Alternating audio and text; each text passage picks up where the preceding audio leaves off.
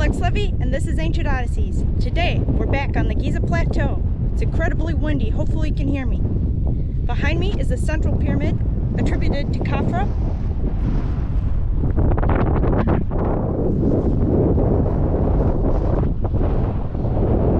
And here we have Menkaure, the third pyramid on the Giza Plateau. Today we're going to go inside. Then, we're going to see if we can get back to that crystal structure we located on a previous Sunday site expedition. Alright, let's go.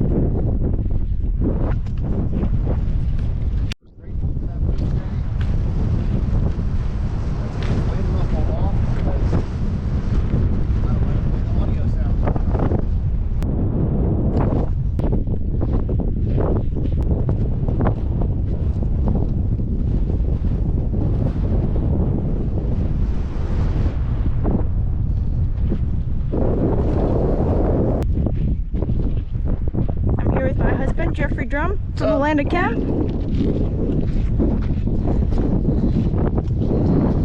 What cigar do you have with you today?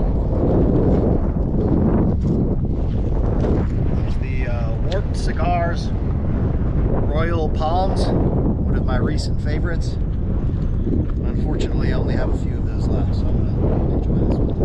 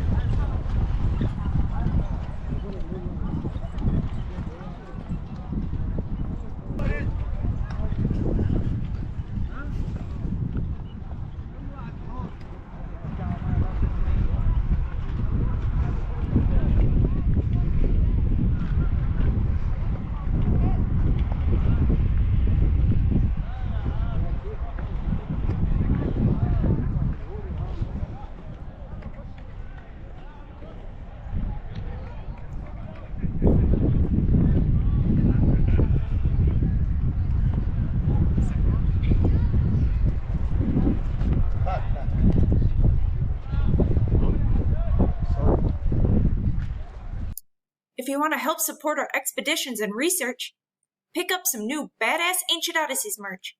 The link is in the video description below. Fitted tees, stickers, shorts, and explorer packs are now available. Thank you all very much.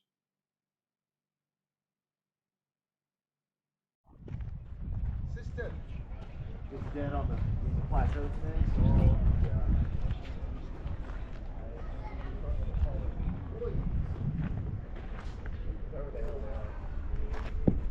doing their best to make $2 today.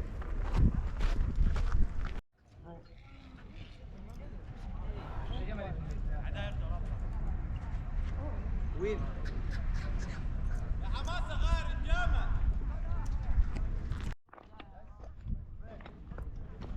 I gotta say, it's pretty nice out here. The wind, it's nice and quiet, not a lot of tourists out today. So hopefully we'll be able to get to our secondary objective.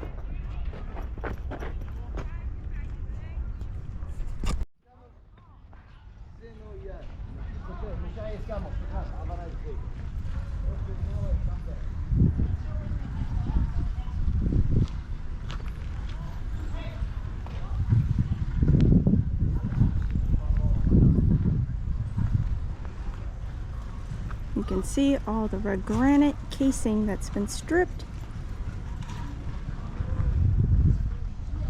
Here's some in situ pieces. What lies underneath all of this rubble? Here we have G3C and G3B.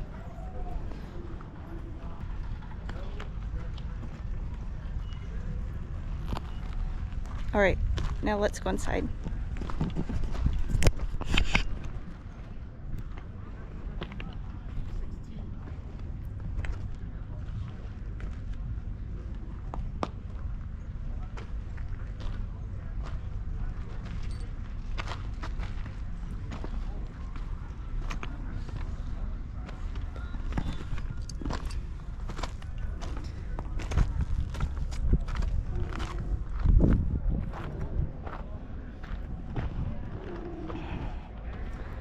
looks like a big piece of basalt or diorite.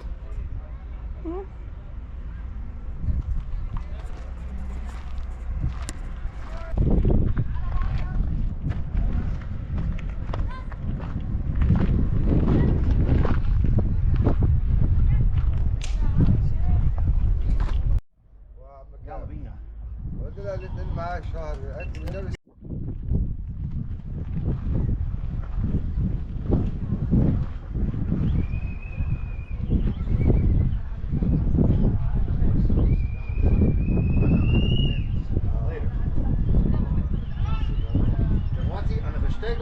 Later on a smoky. Yeah. دلوقتي لا. دلوقتي رزق.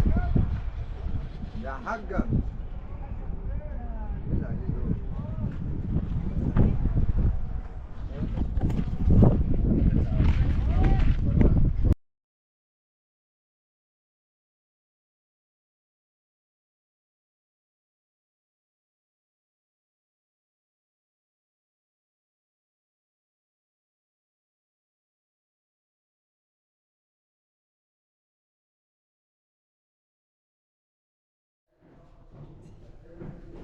Alright, we're in the antechamber of Menkaure.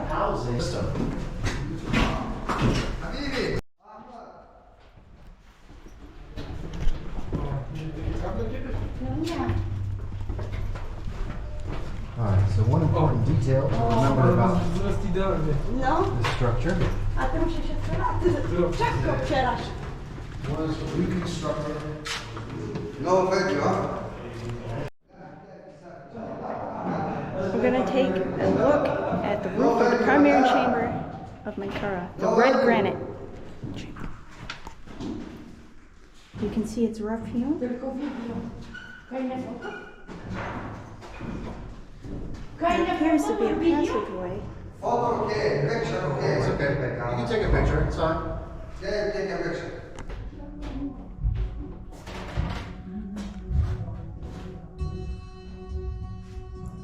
Hey, I'm Lex Levitt from Ancient Odysseys. We're here exploring Menkaure, the third pyramid on the Giza Plateau.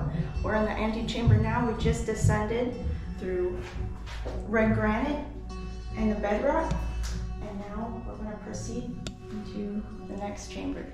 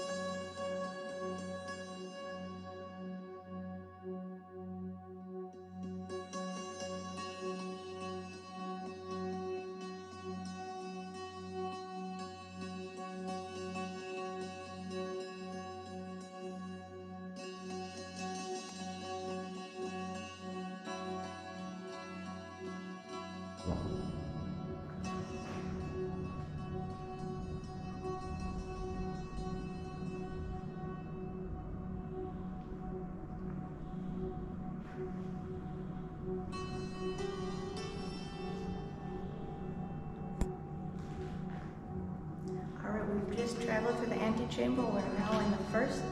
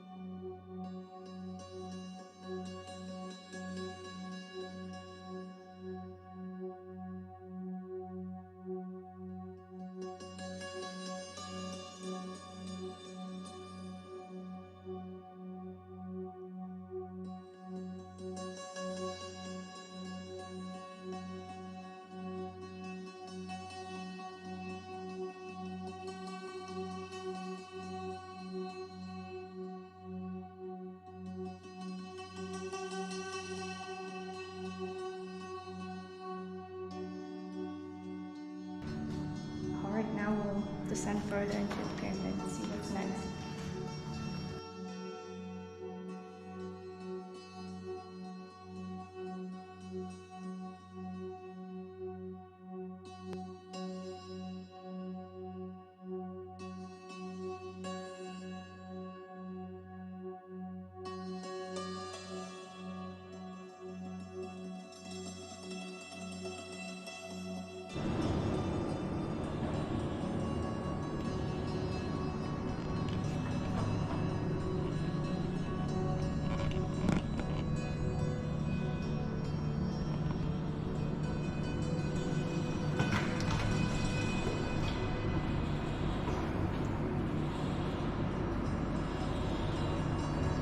Alright, we're now in the primary chamber. We just descended from the first. We've gone through bedrock, there's a geology change, and we're now surrounded completely by red granite. I've never seen this arched ceiling before. Very unique. There's staining all around the ceiling. The floor has been excavated. To remove the container that once sat here. The holes we saw in the first chamber likely was used to remove the container that once sat.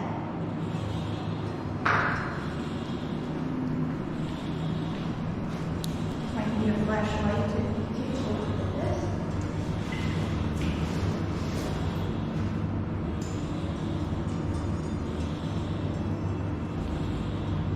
Red granite back there. Good job, dog.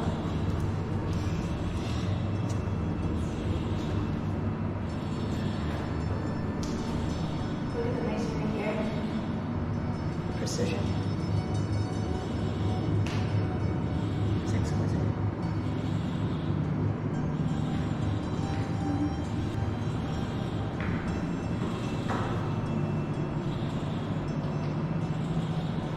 Look at the drip pattern.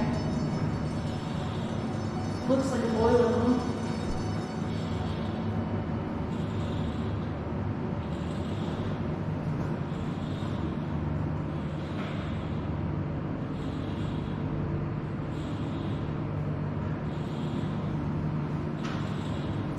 Some mortar.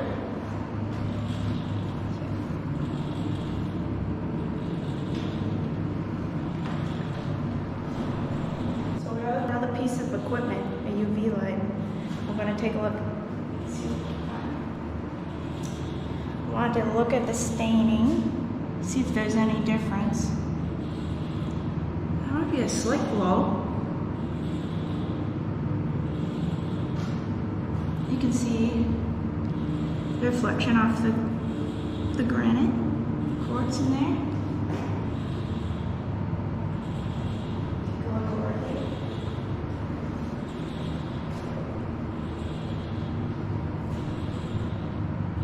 What is that? Someone bring a highlighter? What is? I wonder what that says. That's too funny. So I'll show that again.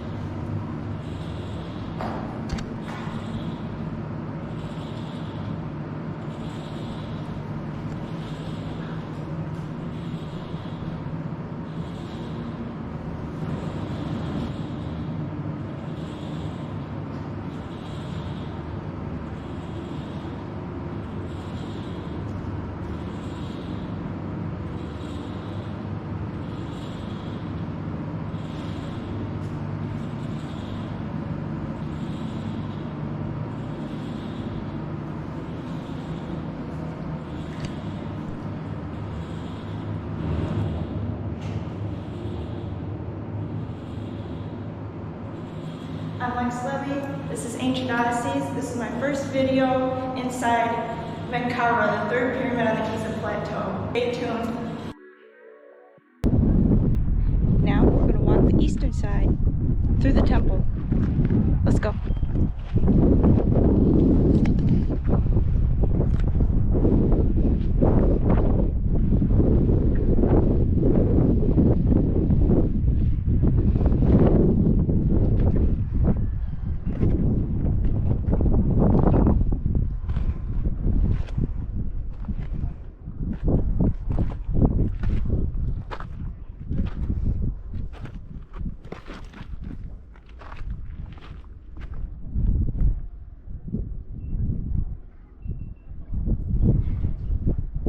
here's where a drainage system was found.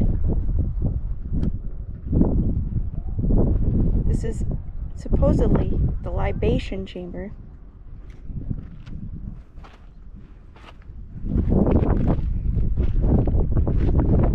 Alabaster statuary was also found in this depression here.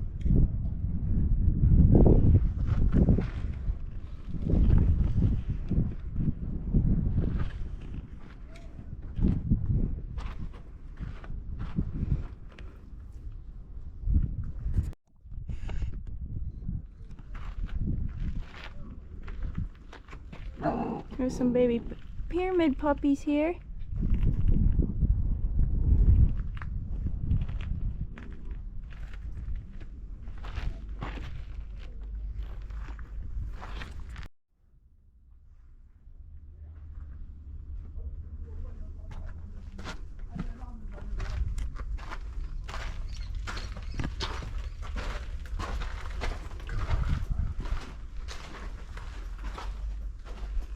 In the pillared corridor of the Eastern Temple to the Pyramid of Menkaure.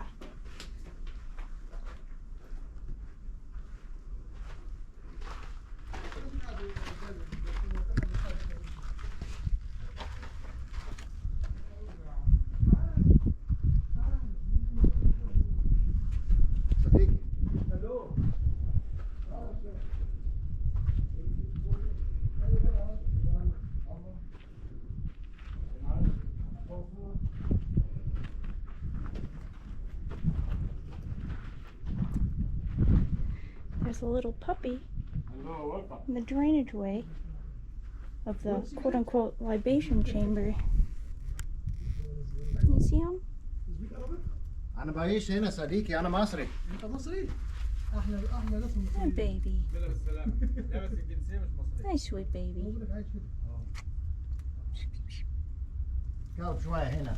كلب؟ عشان الشمس. كلب دوق عشان الشمس. خد كتير هذا. Oh, we have.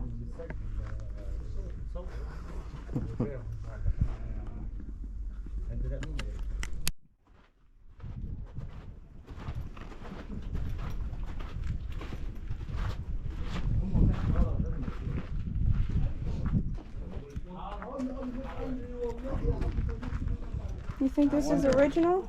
Well, that's what I was just gonna say. I wonder if that is restoration or original.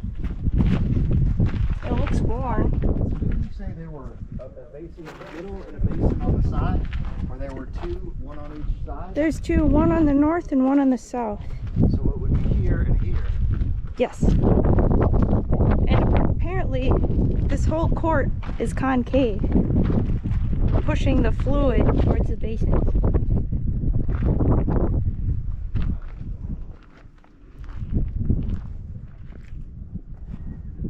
So here's the northern basin with the basalt, with a basalt piece here, or diorite, if that's taken from the incline passage.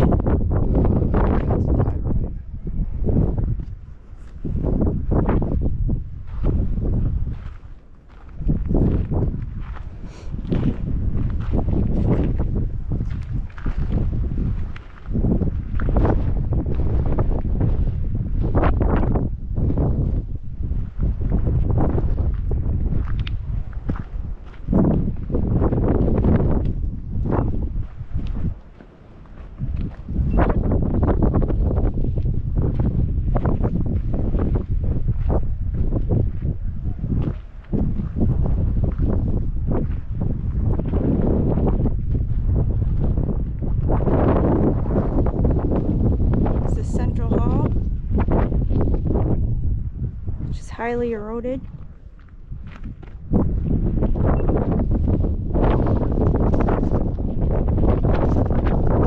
We're in the portico right now.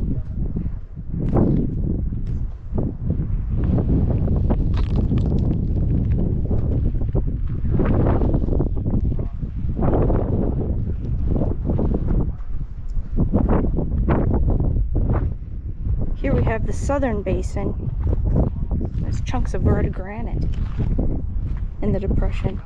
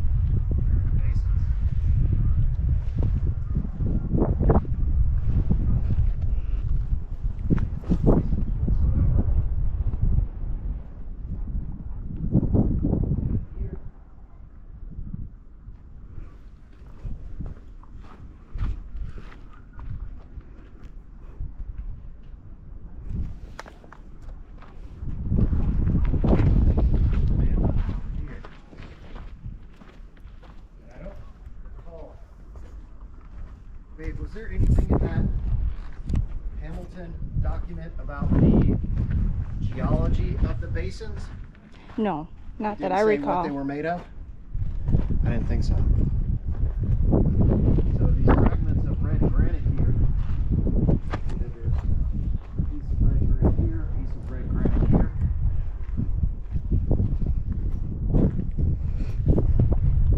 Seems to be like bedrock.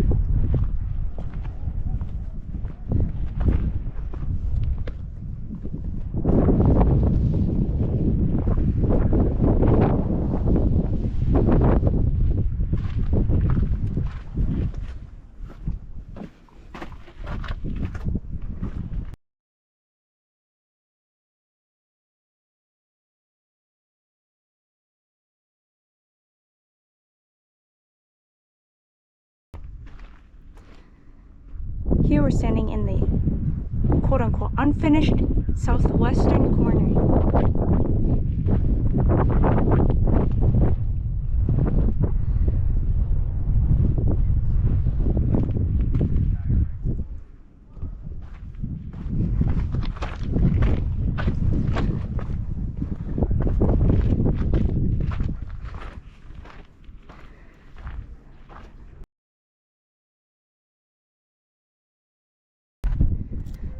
There's a second story.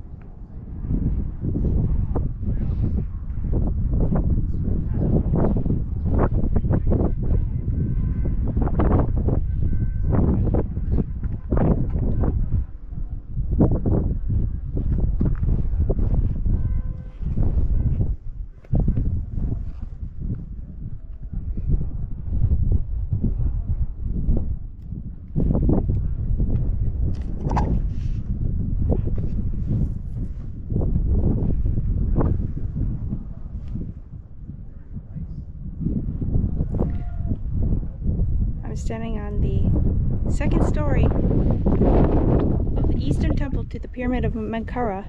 It's a unique vantage point. You can see the whole courtyard.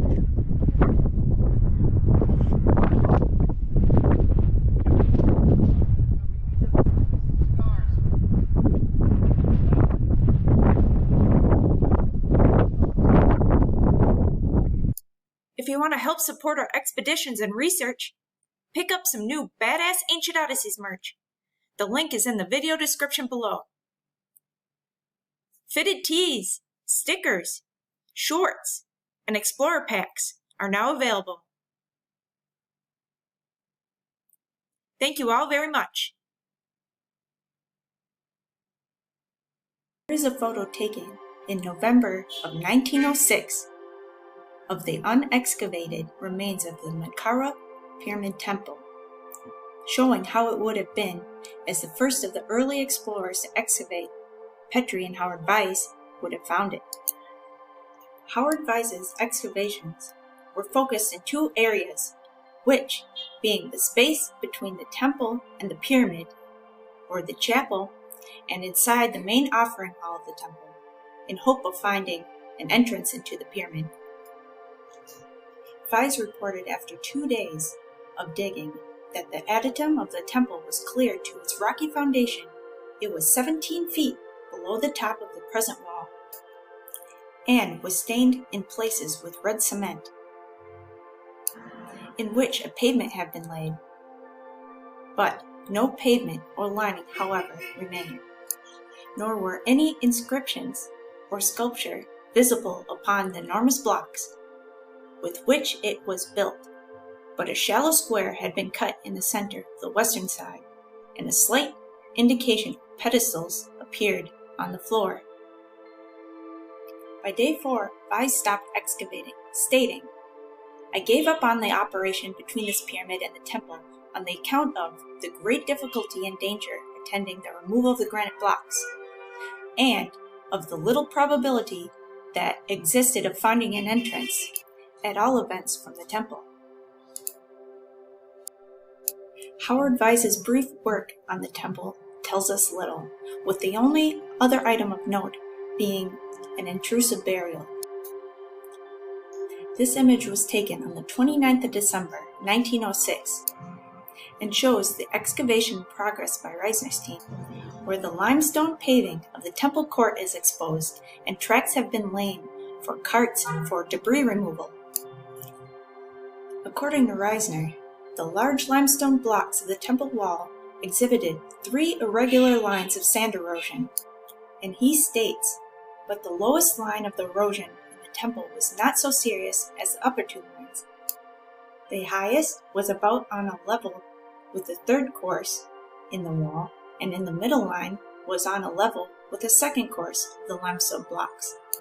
He goes on to state that it was clear that the court had once been filled with sand nearly to the top of the wall, and the highest erosion had been caused by the sand drifting across the surface at this level. Then a block or 2 at each corner had been removed, and the sand drifted out, forming a new surface about on a level with the top of the 2nd course. Here, the middle line of erosion was formed, and again blocks seemed to have been removed at the corners, and the sand drifted out to the surface observed when the excavations began, the 3rd and lowest line of erosion. This theory does not sit well with me because of the degree of erosion and the strange scoop-like and cylindrical horizontal erosion patterns I witnessed, especially in the offering room, and that you will see for yourself in the following site visit footage. This excavation would expose the remains of mud brick walls which line most of the temple, and in some cases these mud brick walls were coated with plaster. Reisner would state, the white plastered crude brick walls presented a series of niches on all faces. Excavations inside the court would show evidence that granite casing of the court had started. Fragments of black granite occurred also, especially near the walls, and when the debris was entirely removed, it was seen that the heavy core walls had been partially cased with black granite blocks. It appears that the black granite casing had never been finished, but a mud brick casing had been applied, completely covering up the black granite blocks. We do not know to what extent the temple was lined with black granite blocks. This image was taken in 2013, 107 years later, and you can see the massive development on what was once the Nile flood plains. Here's a diagram of the layout of the temple with its conventional names for each division. Now, let's explore the Menkaure Pyramid Temple, and I will provide information about each division along the way.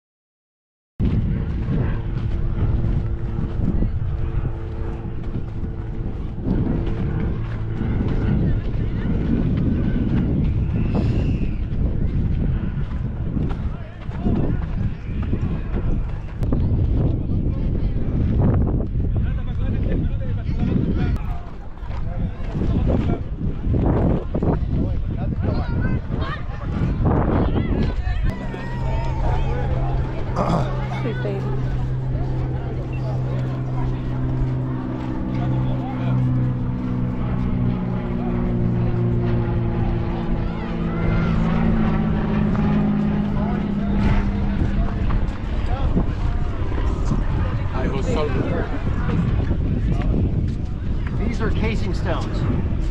Red granite casing stones. And they have scattered in the ancient time all around the exterior of the pyramid of Menkaure. Place. There's already one that I've seen. And we've seen evidence of stuff that they've already put back in place. And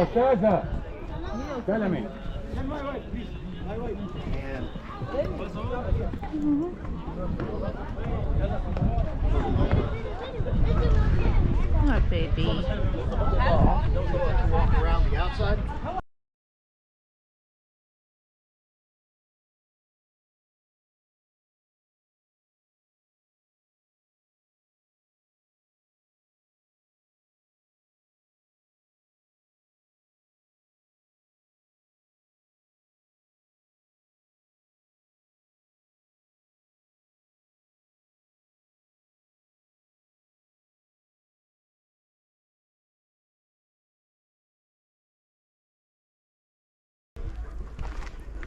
You want to go see the temple? Let's do it. It'll be. Careful. Here, around this way.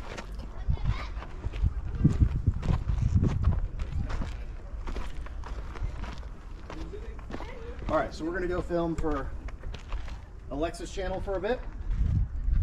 Again, if you haven't already, please go subscribe to Ancient Odysseys here on YouTube. Lots of kind of behind the scenes footage from all of our expeditions across Egypt, England, Ireland, and all across the world. I want to be on Ancient Odysseys. So stay tuned, we'll be back and we're going to take a journey inside the structure here in just a moment.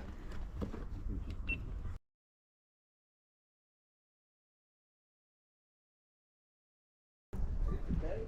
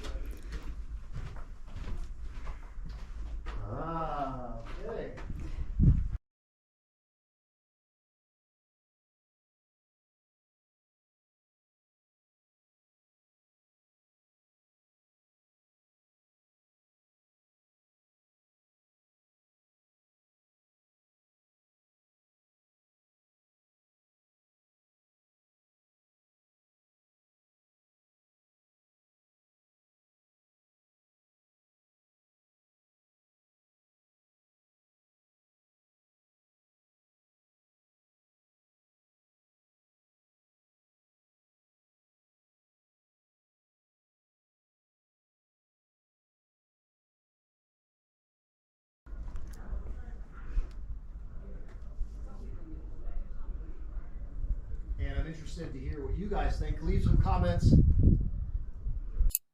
This is a structure known as the chapel. Here's an image where you can see the red granite paved floor encased by fine limestone and a pit where a stela is thought to have been erected. It may have looked similar to the Eastern Chapel found at Maidum. In this image you can see clear delineation of the different geologies. Here is the fine limestone and here is the red granite. This is a reconstruction of the chapel at Maidum, and in the following excerpt from Keith Hamilton's guide on the Eastern Pyramid Temple of Menkaure, a connection is made between the chapel and rainwater collection and drainage. The dressed or smoothed red granite on the eastern face of the Menkaure pyramid, comprising a portion of the structure known as the chapel, is in the same fashion as the northern entrance, and there is an unusual polygonal-shaped stone in the center, directly above a pit. What could this be symbolizing? Could there be a hidden passageway behind this area? Could this be a covert reason for the new casing stone project at Menkaure?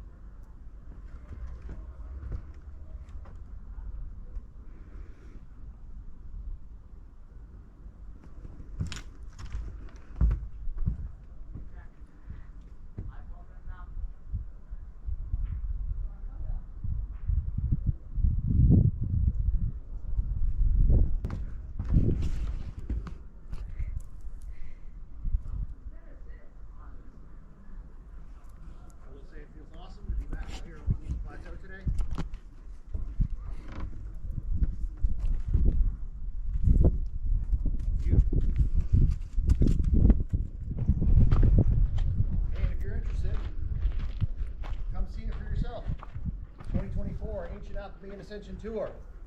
Shepsis, one of the two.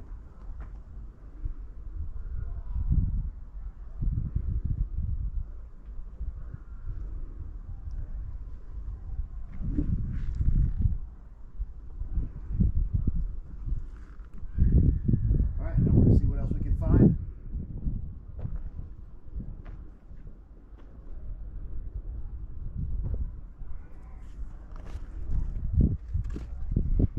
It's beautiful out here today.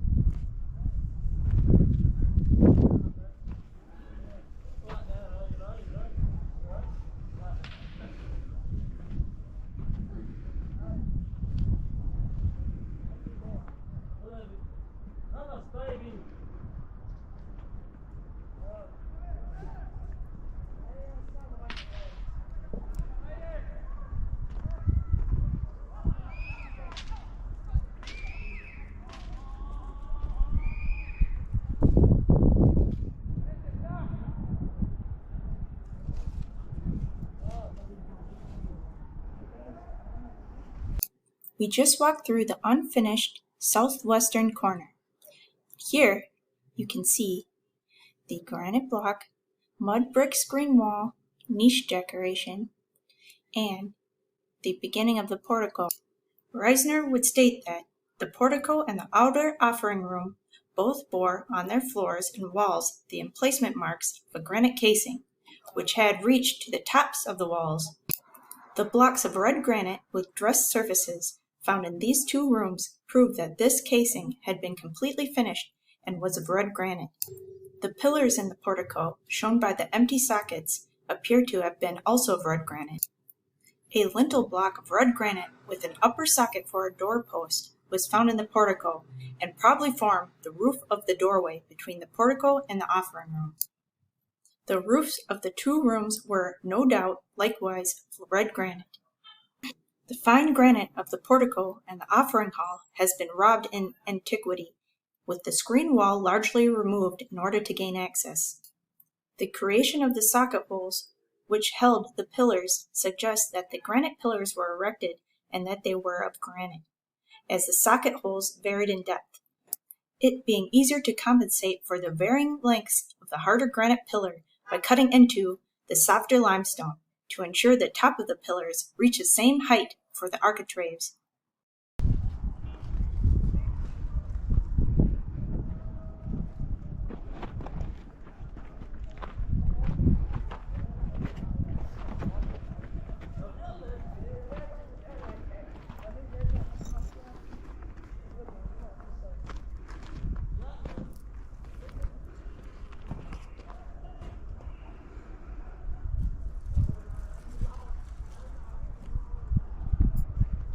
Here's the remains of a red granite lintel block with a tubular drilled upper socket for perhaps a doorpost. Tubular drill?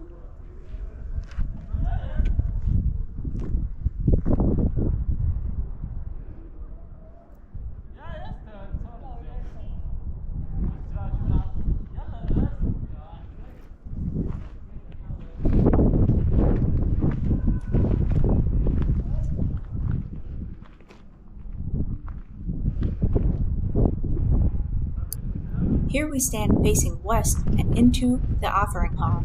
Strange erosion patterns here. Take a look at the intensely eroded walls of the offering hall, which is horizontal and scoop-like or cylindrical in form. It is within this portion of the temple that the highest degree of erosion is present. But what exactly caused this? It is important to note that the offering hall is in alignment with the chapel and the raised masonry path that bisects the great court, which is conventionally believed to have directed water from rainfall into two pits or basins. To me, the erosion in this location appears to be from a flowing liquid and not from blowing sand.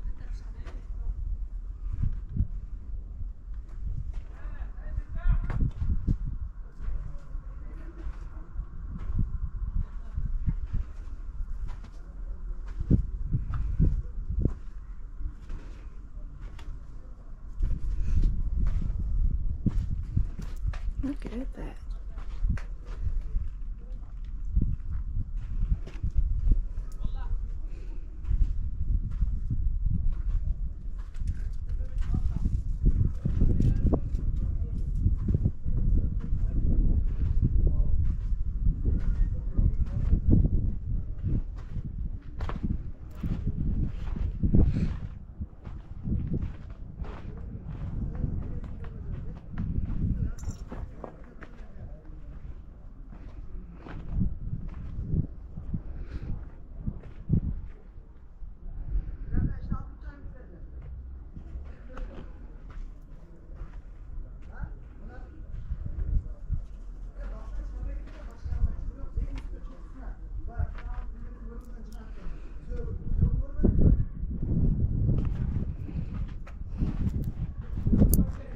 And now I will walk the perimeter of the great court clockwise. There is a raised masonry path across the court, which Reisner recorded as 1.31 meters wide, and he states, "It is of yellow limestone slabs, and is quite level from end to end, but the pavement of the court slopes from all sides toward the center, in order to facilitate the drainage of rainwater, and thus sinks into the center to a level about 10 centimeters below the level of the pathway. At the lowest point in the pavement of the court, a small drainage trench crosses the middle of the pathway from north to south and discharges on each side into a small hole in the pavement. The difference in level between the pathway and the pavement was compensated on each side by the embankment of stone slabs, which increased in width from nothing to at the two ends about 20 centimeters at the middle. By means of this pathway, a man might cross the wet court dry-shod. A large hole in the pavement to the north of the path may have held a basin to collect rainwater. A similar hole can be seen also to the south, which may have also held a basin. Here is an image where you can see the locations of the northern and southern basins. And you can see the intentional directed flow of fluid in the design of the temple. The great court is concave. Now, why would rainwater be directed into the center of the temple and not away from the temple? Why are two separate pits or basins needed for rainwater drainage?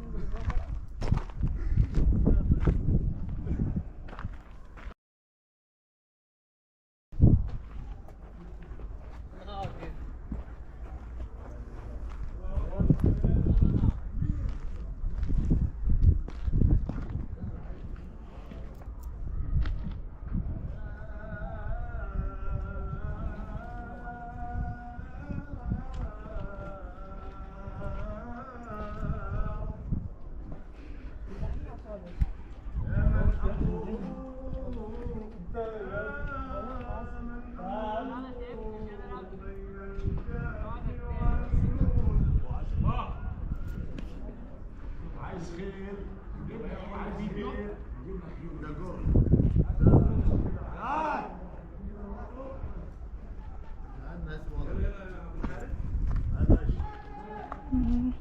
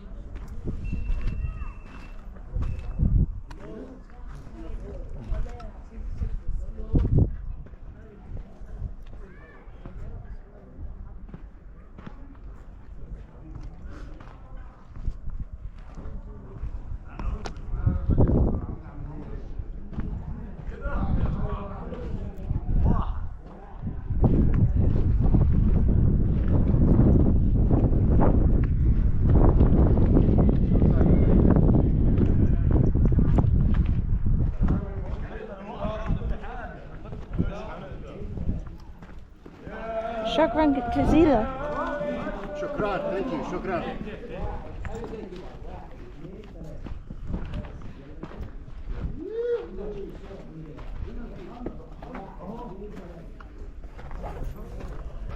So I've never seen that before, this paving slab here.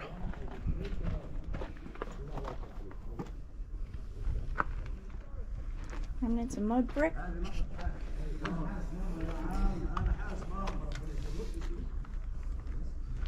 So, okay, perfect example of contrast between and applications of different materials. Okay, here, this is limestone blocks.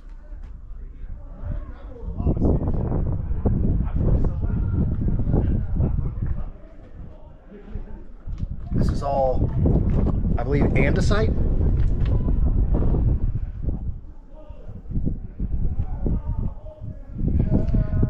I think it's diorite. I think that's andesite. But this, look at how different this is. Look at this It looks like material. concrete. Looks like concrete. So work smarter, not harder. Certain materials for different applications. That doesn't look like. Look at the difference between the limestone here, and this is natural plateau limestone. All sorts of inclusions and irregularities in the material. But then you look at something like this that's very similar to what we saw on the other side, that facade piece. Here are pictures of me on the 2nd of February, 2024, standing on the western side and highest elevation of the inclined passage. Along the passage, to the right and left, is thought to be black granite, once lined with mud brick, and thought to be done by a successor of the original builder. On the floor of the corridor is what appears to be a concrete-like geopolymer, original to the ancient construction. Here is an image showing the black granite covered with mud brick. And here is Reisner's drawing, where you can see the inclination of the corridor. Now, here's a clip from episode 10, Evidence of Geopolymer on the Giza Plateau, showing a thick plaster-like facade piece we found.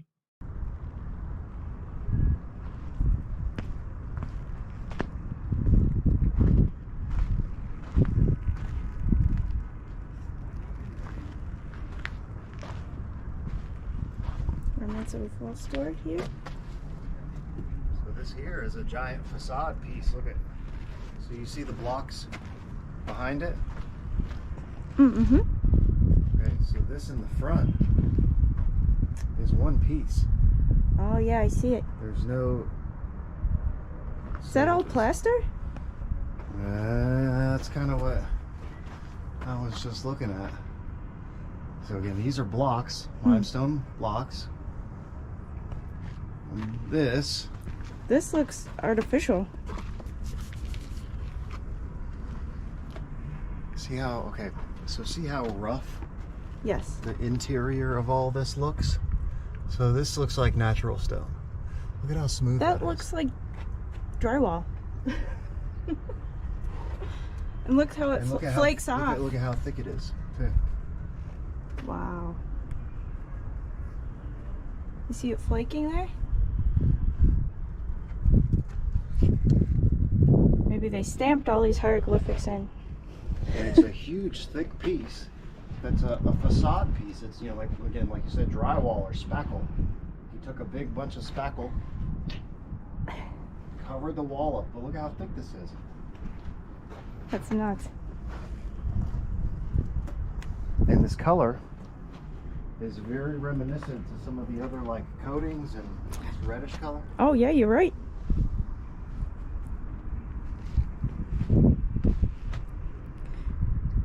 So they could have had a mold here. The Just mold stamp it set right into in? this thing. So I'm not an advocate of the quote-unquote geopolymer idea, where the stones themselves are artificial, but they were certainly able to make plasters and concretes and fillers. And they would have used stone when stone was better suited, and they would have used, you know, a mortar or plaster compound. That definitely looks artificial. It does Yeah, not I agree, look like real stone. 100%. This would be a huge, you can see here, look here, where this is mortared. There's mortar here. Look at this. This is all mortar. So this whole piece was mortared into place. Unless that's sandstone, and I'm not a geologist, but that it doesn't look like the same composition as the. It's too fine. It's way too fine in terms of the grain.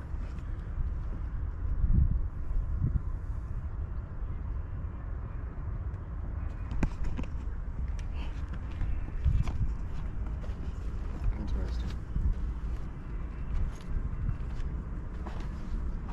That is very unusual. It's like what we see in the antechamber in Menkaure. Antechamber Menkaure, yep.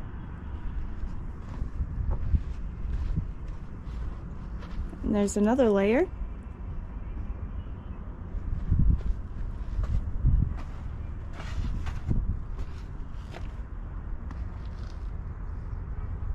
It cleaves in the same way as drywall. Also in the same, you know, looking at the inside of the Pyramid of Wenise, you know how I showed you how it looks like there's a plaster coating Yes. that starts when you get into the chamber where all the stars and hieroglyphs are carved onto. That's right. It doesn't look like stone, it looks like this material. I agree. And I've always said that that thing was plastered on the inside.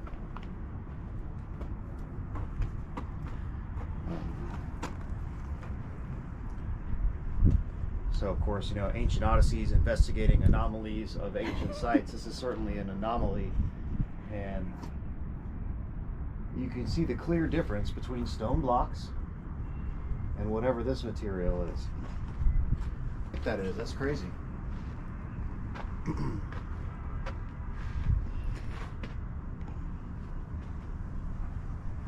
Because it is unlike the Egyptians to use flat pieces that are only, you know, what is that, 1.5 feet wide? Yeah. You don't really see that in the constructions. You see big blocks. Everything is a big block. That's an excellent point. This is a flat, you know, it's a 1.5 feet thick, but 10 feet wide. Very, very unusual in terms of typical construction methodology.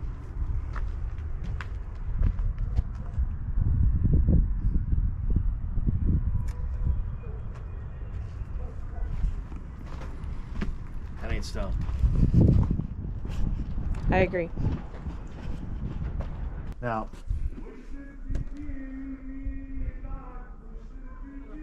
I don't think this is modern because it continues. And here's just a really eroded piece of it. Yeah, you're right.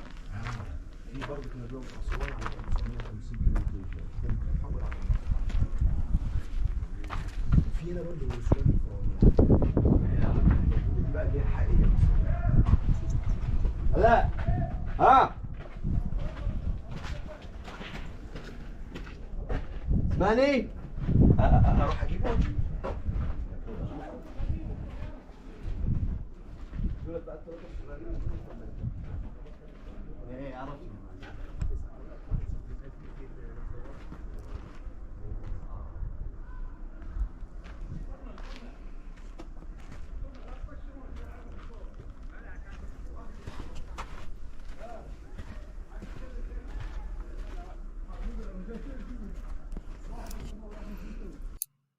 This is a photo of me on the 2nd of February 2024 in Magazine 20 next to the drainage hole, which is thought to be a later modification for a libation chamber. Here is an original excavation image facing north showing fragments of an alabaster statuary. It is thought that this statuary was usurped and reworked in the image of Menkaure because of the tiny face. And another image from the same excavation facing south. Here is a diagram from Reisner showing Magazine 20 and the drainage. A question to be asked is, why of all the magazines did this room require a drainage channel, and why was such a neat cutting required? The drain requirement seems to be a later modification. He goes on further stating, a rectangular libation basin for blood, water, or milk should have stood as in the temple. Directly behind this place, below the horizontal slab, a rectangular hole was cut through the northern core wall to the small covered drain which runs away below the mud brick casing wall to a point outside that wall. Thus, it is possible that the hole in the wall, in spite of its large size, was intended merely to take the spill from the libation basin in room 20.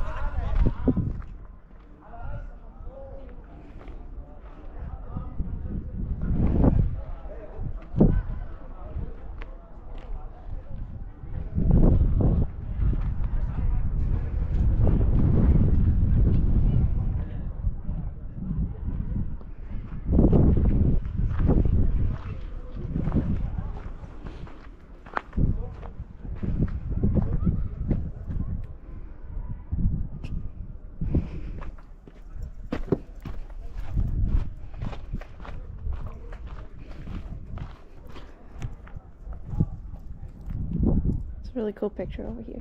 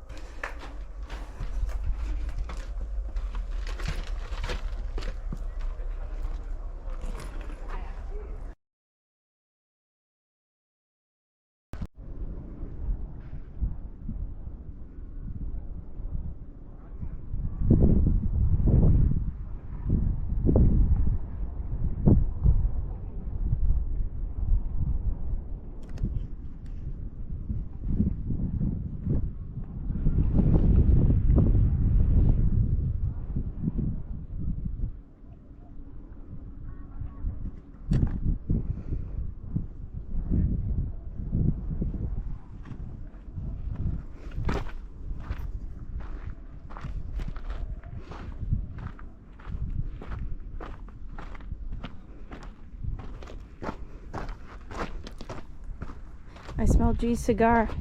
He must be close.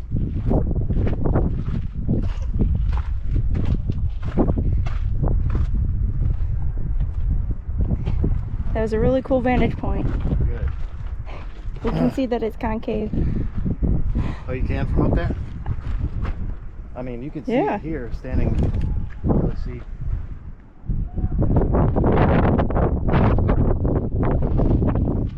Can we walk down the causeway now? Well, so don't look back, but there is a car watching us. It's been watching us since we came down here. So why not? Yeah. The plateau's still open.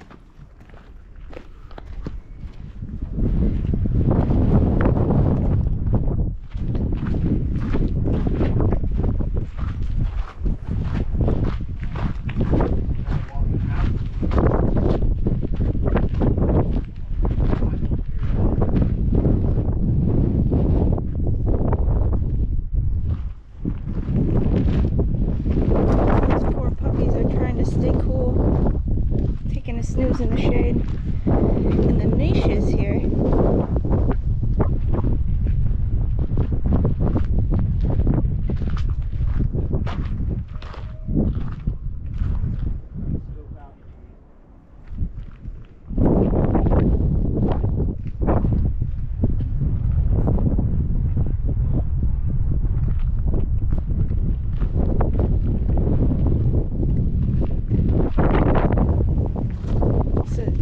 This is an interesting feature here.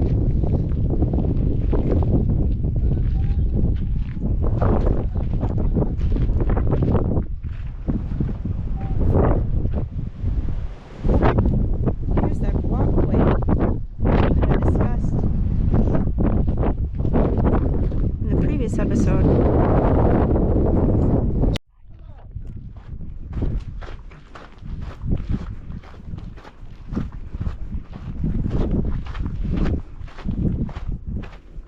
Here we have it.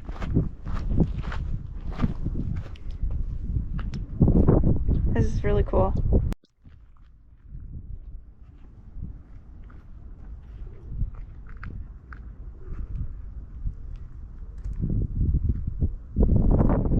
Now we will traverse the causeway, or what remains of it.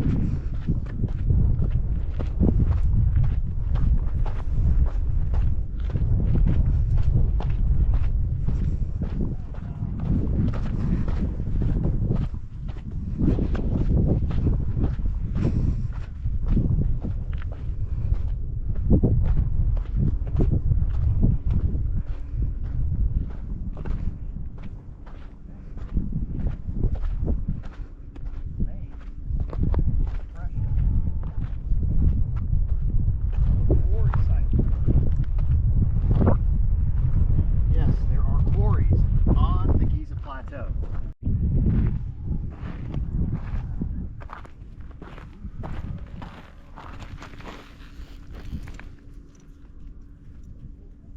Beautiful piece of calcite crystal or alabaster. We're getting close to that crystal structure we found.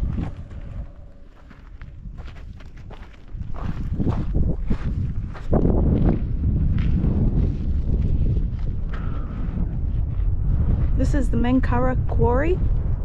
You can see this major depression in sand.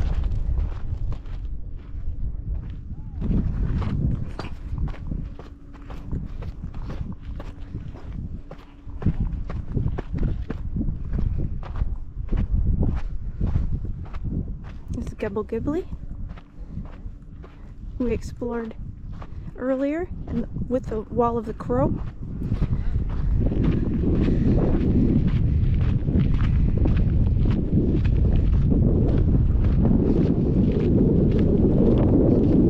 There's the Pyramids 9 lounge. What is that built on top of?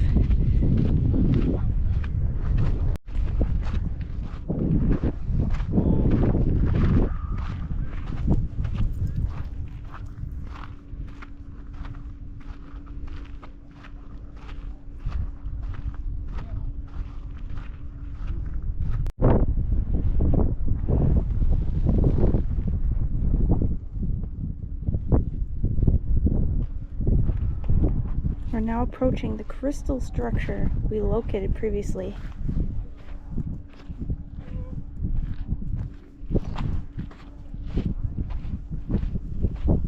We're starting to see fragments of alabaster or calcite crystal.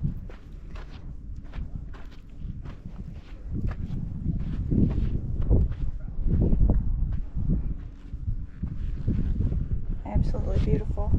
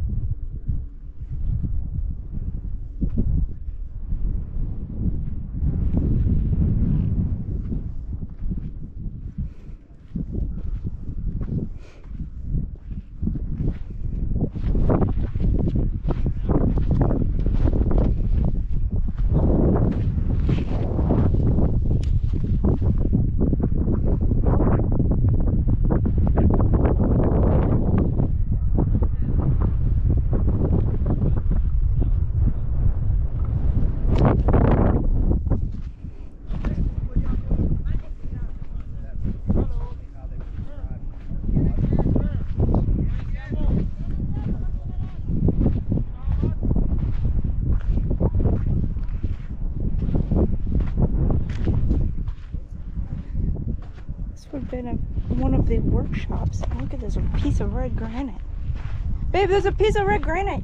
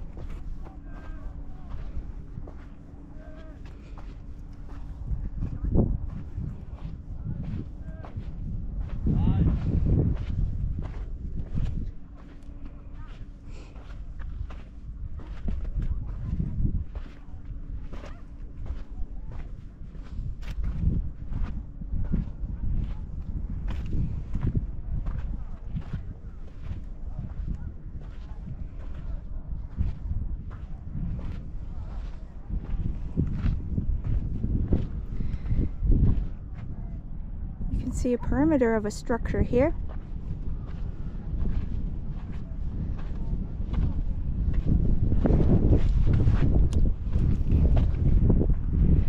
There's that piece of red granite.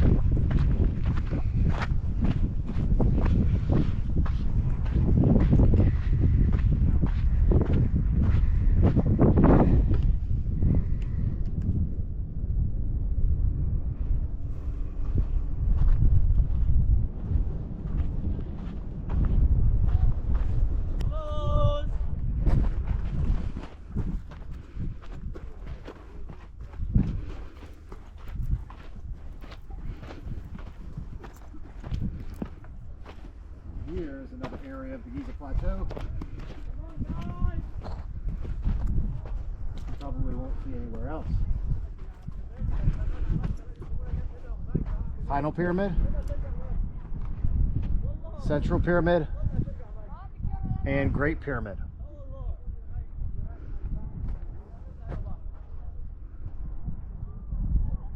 From the southeastern corner.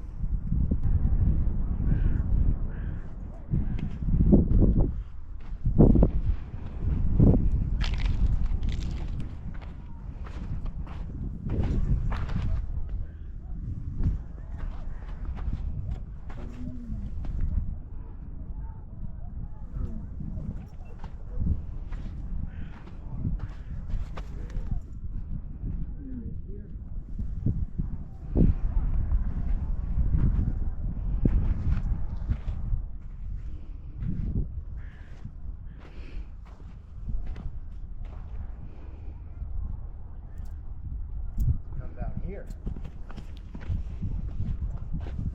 Look at all of this.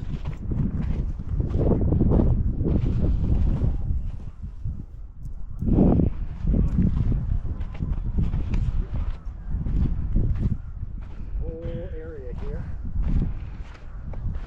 is filled with large blocks of white calcite crystal.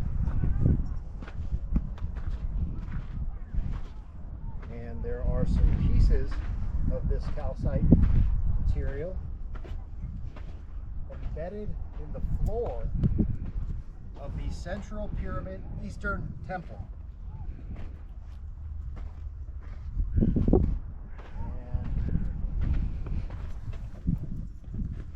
this area is referred to as a calcite quarry. This is not a quarry, this is the remains of a structure that has since been quarried. We'll start up here. See the remains of blocks that are part of a structure.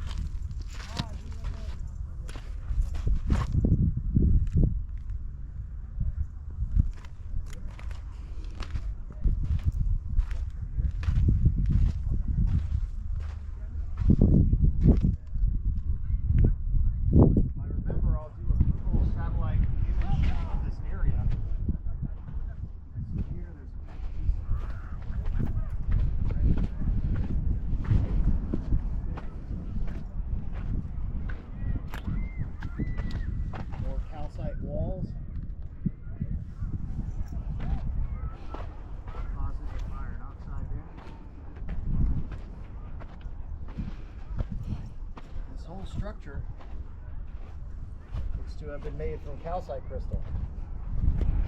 All of these fragments here, all pieces of white calcite crystal.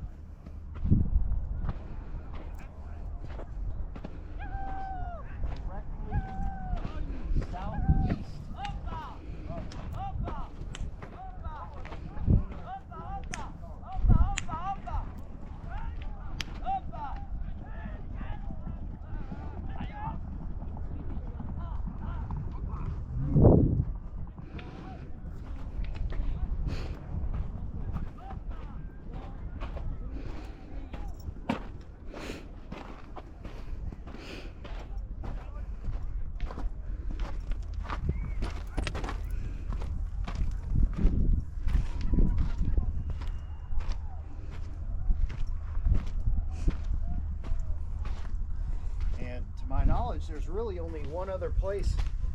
So here, ooh, look at these fragments here. This is gorgeous. We got three-dimensional cubic pattern.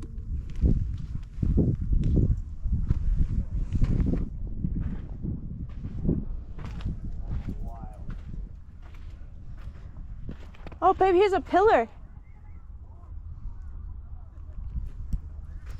The surface of this rock almost looks like a digital 3D image.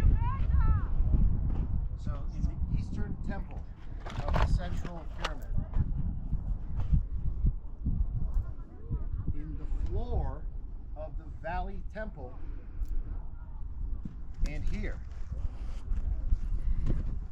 are the only areas on the Giza Plateau with this calcite material. These are some huge blocks, so whatever was over here was a fairly large structure. And Lex was just pointing out the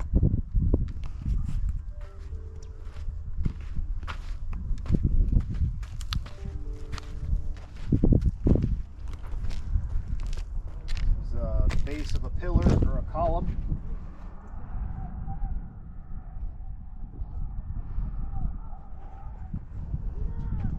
So what the hell was out here?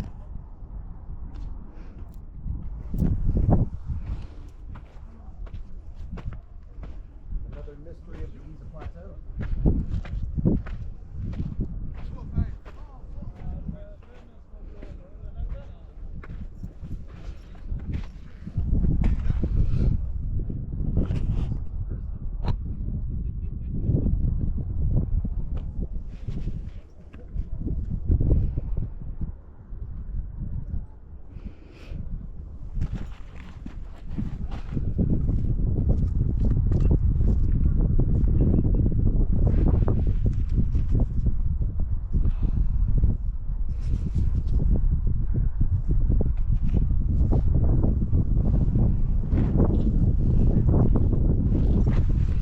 Look at this.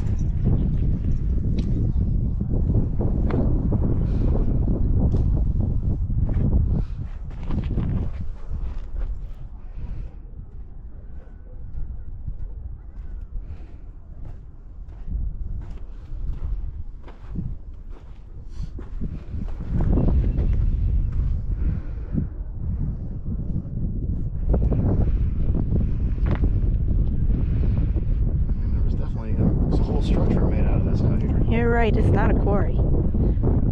It's definitely been It's big, utilized, it's big, yeah. but not originally a quarry. And none of this material is sourced locally.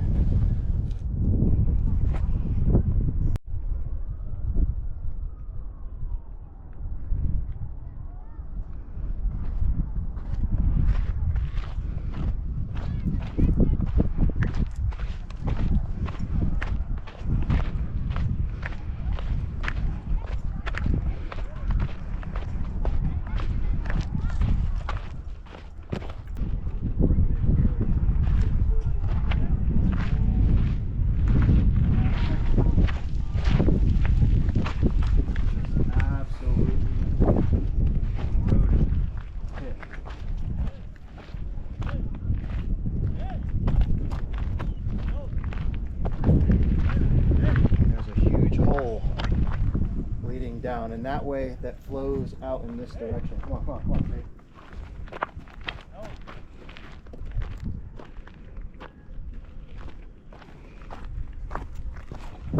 Let's see some footage possibly on the next expedition from this area.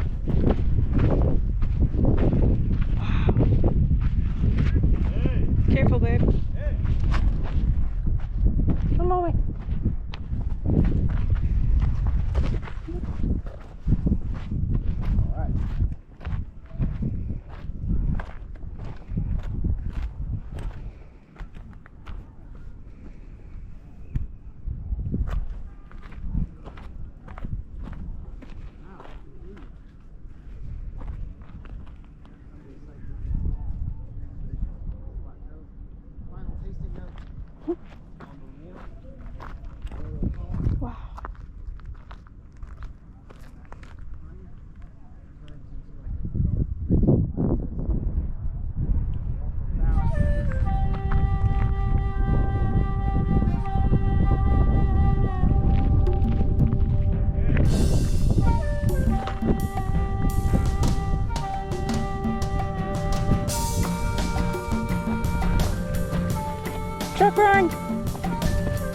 Grazie, Layman.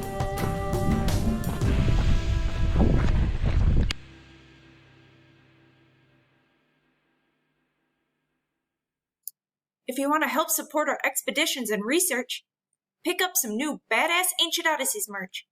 The link is in the video description below. Fitted tees, stickers, shorts, and explorer packs are now available. Also, please subscribe to our 2 new channels here on YouTube. Egyptian Trash Cats, where we document our saga in caring for the street cats of Egypt, and Egypt Eats, for all of our crazy culinary adventures. Thank you all very much.